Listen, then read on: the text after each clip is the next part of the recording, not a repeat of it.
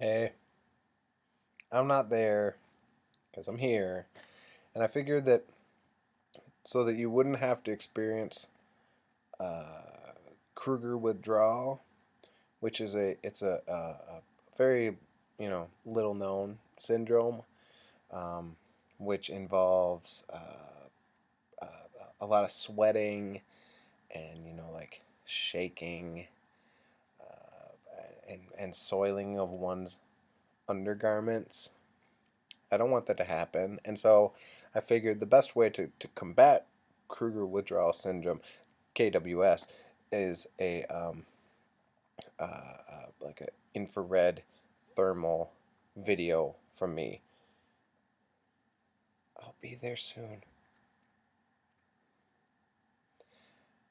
That made zero sense. So anyway, I figured the best thing that I could do to help you through this time is to talk to you about Scarlet Letter.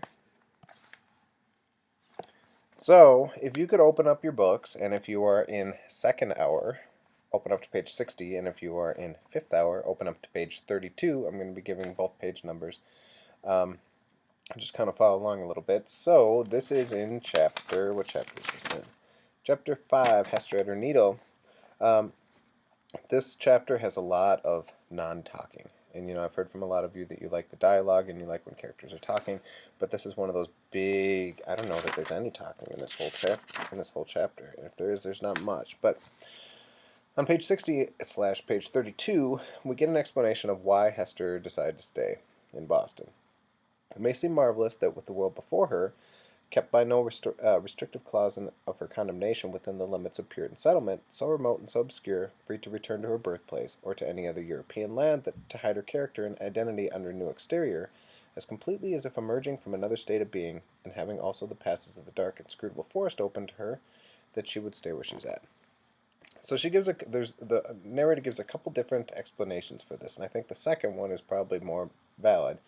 The first one, going down the page a little bit, there's a fatality, a feeling of irresistible and inevitable that it has the force of doom, which almost invariably compels human beings to linger around, haunt, ghost-like the spot where some great and marked event has given the color to their lifetime, and still more irresistibly the darker the tinge that saddens it.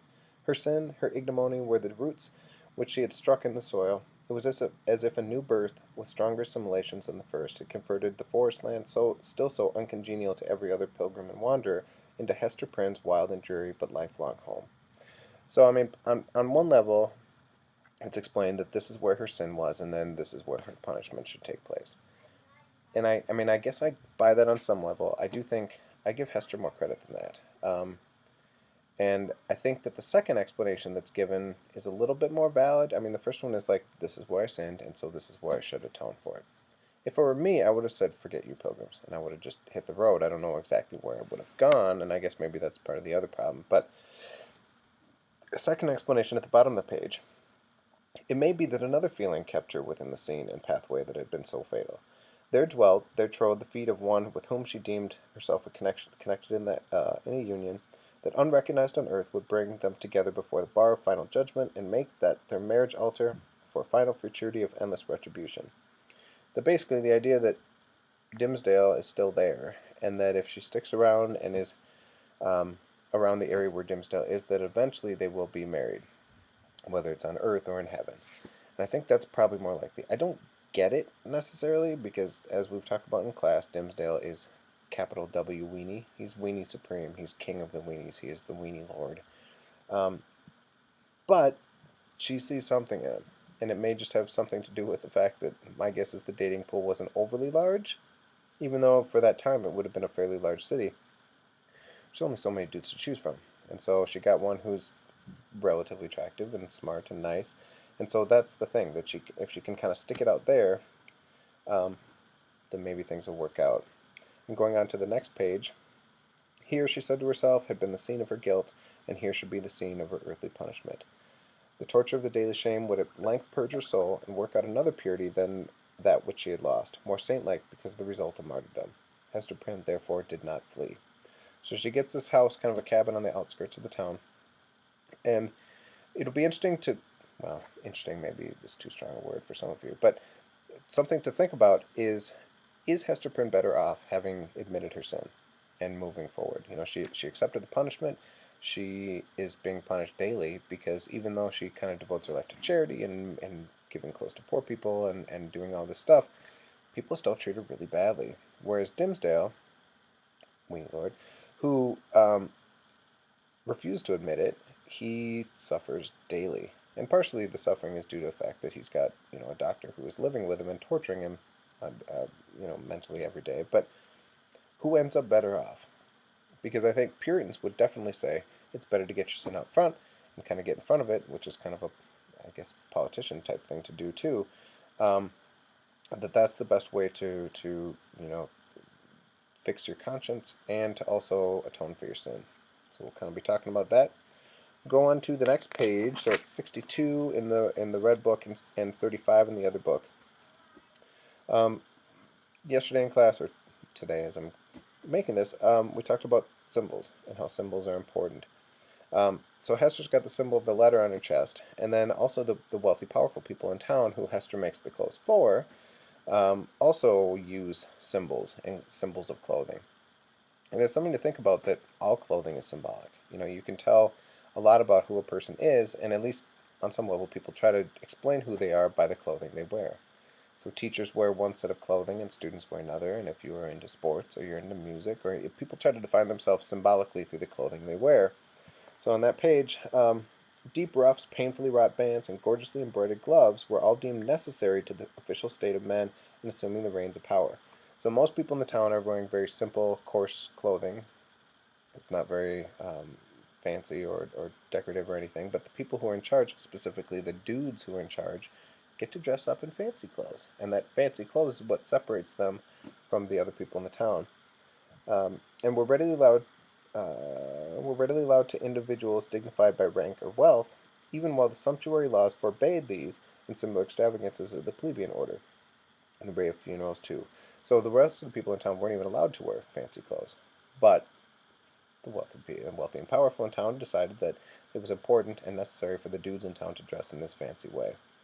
Which is significant because Hester also kind of dresses Pearl in a way, at least a way that's very different than most people in the town do. So in 63 in the red book and 35, and I think probably about 35 in the other book, the child's attire, on the other hand, was distinguished by a fanciful, or might we say, a fantastic ingenuity, which served indeed to heighten the airy charm that early began to develop itself in a little girl, but which appeared to also have a deeper meaning. We may speak further of it hereafter, except for that small expenditure in the decoration of her infant, Hester bestowed all her superfluous means in charity.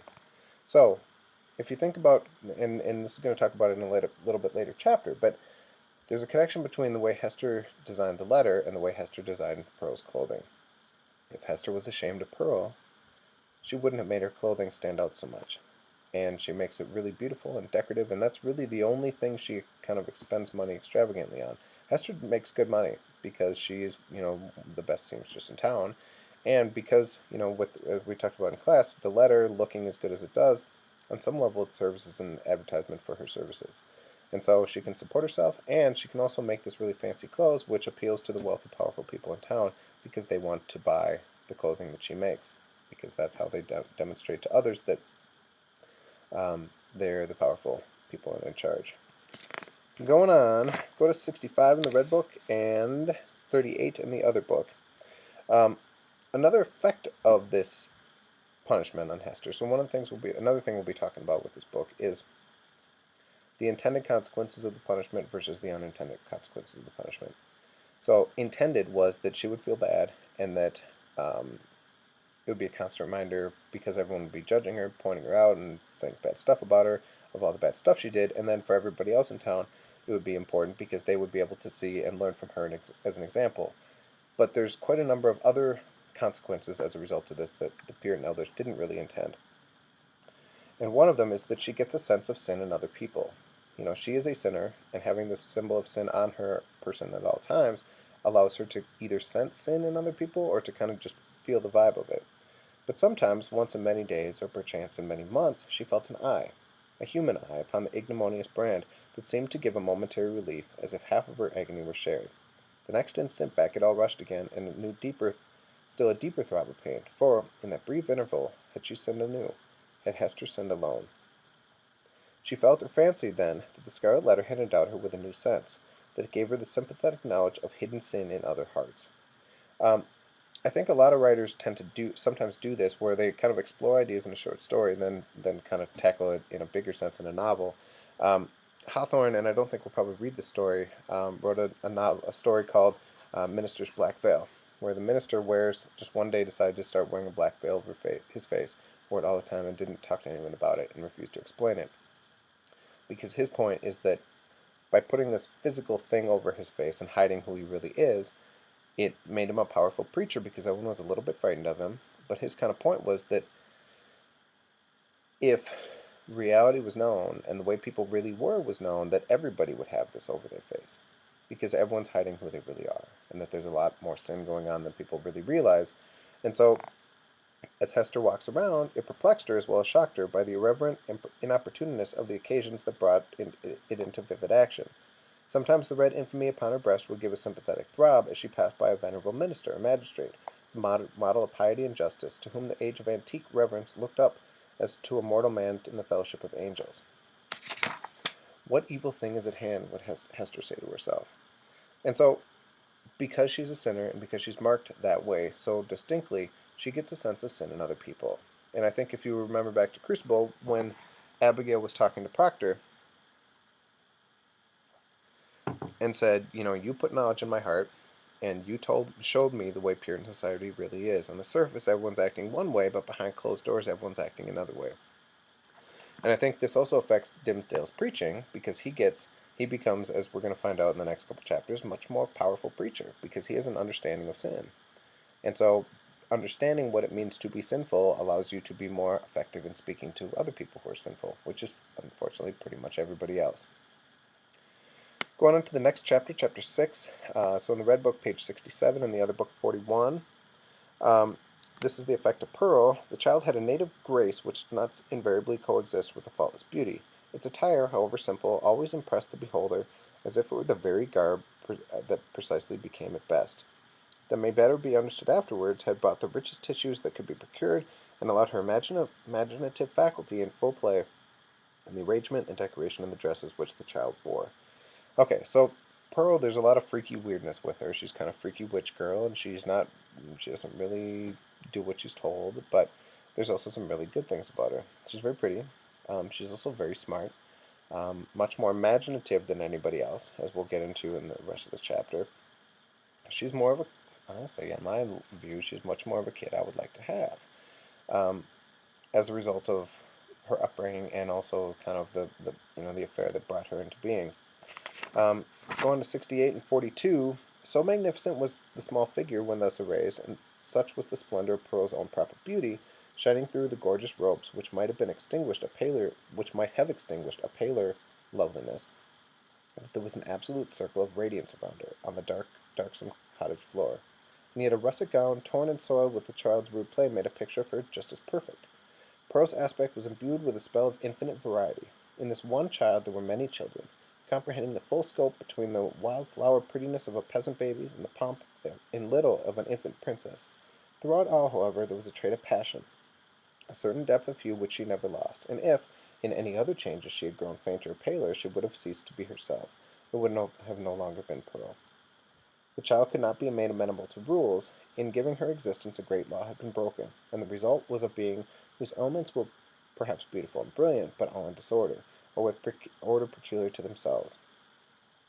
The mother's impassioned state had been a medium through which were transmitted to the unborn infant the rays of moral life, and, however white and clear originally, they had taken on deep stains of crimson and gold, fiery luster and black shadow, and in the untempered light of the intervening substance. So we see the good and the bad of Pearl as a result of where she came from, how she was created. Going on a little bit.